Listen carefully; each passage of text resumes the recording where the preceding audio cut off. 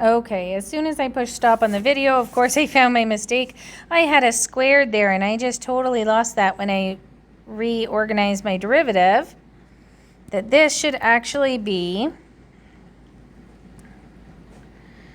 the exponent 2/3 on the bottom. So this will never ever be negative. We still could have this equaling to 0. So I'll have x minus 1, x plus 1, but to the exponent 2/3. I totally lost that too, and that plays a big factor.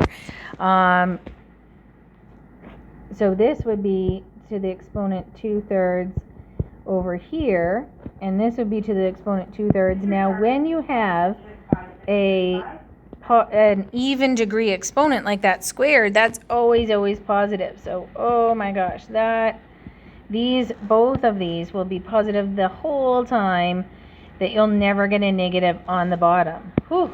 So this is making more sense.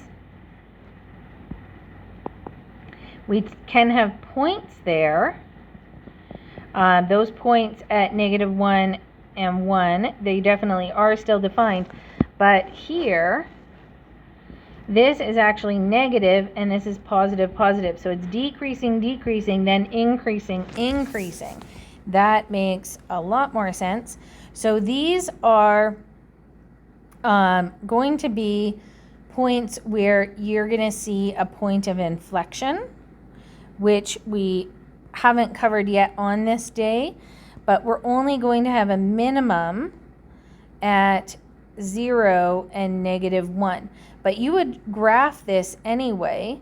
That's the point -1, 0, and that's the point 1, 0, and they're not going to be max min points, but the graph of this, just kind of add in something here.